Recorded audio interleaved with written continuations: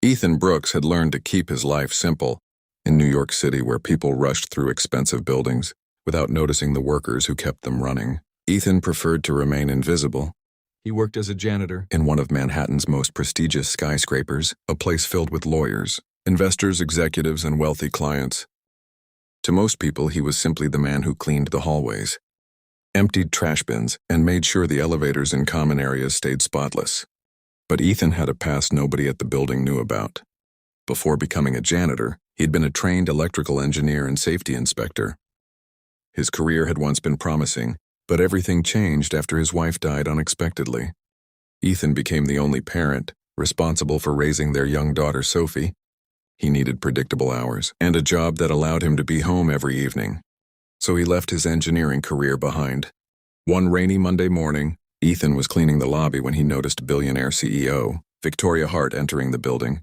Victoria was known for her confidence and sharp decision-making. She rarely walked anywhere without assistance or security, but that morning she seemed distracted. She was carrying a folder and repeatedly checking her phone. Ethan watched as she approached the private executive elevator. Something immediately caught his attention.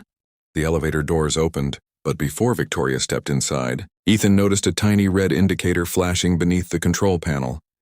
He stopped cleaning. His instincts returned instantly. He had seen that warning pattern years earlier during a safety inspection. It meant there could be a serious electrical fault in the elevator system. Victoria stepped forward. Ethan dropped the cleaning cloth. "Miss Hart," she turned. But Ethan hurried toward her. "Don't move," Victoria frowned. "Excuse me, don't move." "Don't speak." Several employees nearby stared at him. Victoria's security guard immediately stepped between them. "Back away from her." Ethan pointed toward the elevator. "Look beneath the panel." The guard glanced down but saw nothing unusual. Victoria looked irritated. "Who exactly are you?"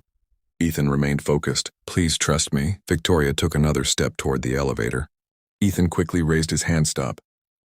His voice was firm enough that even Victoria froze.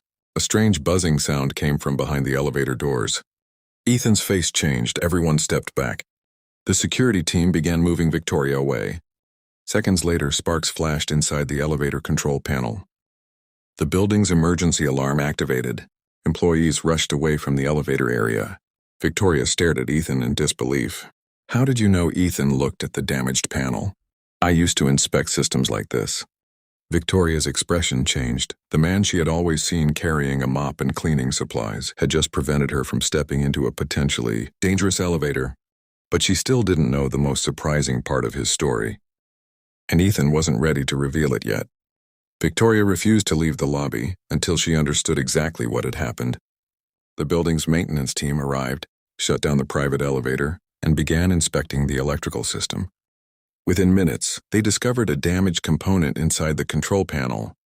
If Victoria had entered the elevator, the malfunction could have caused a serious accident.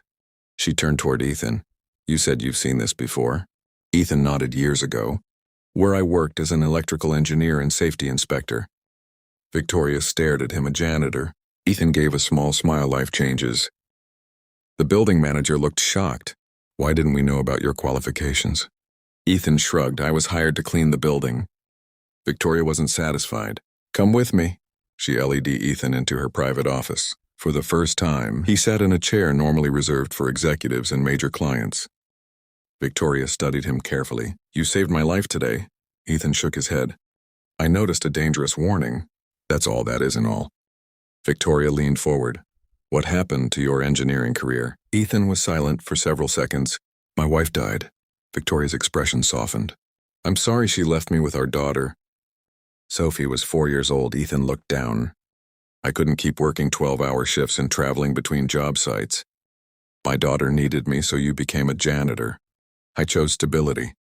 Victoria nodded slowly. "You gave up a career because your daughter needed you." "Yes." She looked impressed. "I want to offer you a position as head safety consultant for the company." Ethan immediately shook his head. "No." Victoria blinked. "No. I don't want charity."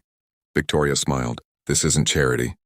She placed a contract on the desk. "You have qualifications, experience, and excellent instincts. You identified a dangerous electrical problem before our engineers did. I'm offering you a job because you're capable." Ethan read the offer. The salary was far higher than anything he had earned in years. but one sentence caught his attention.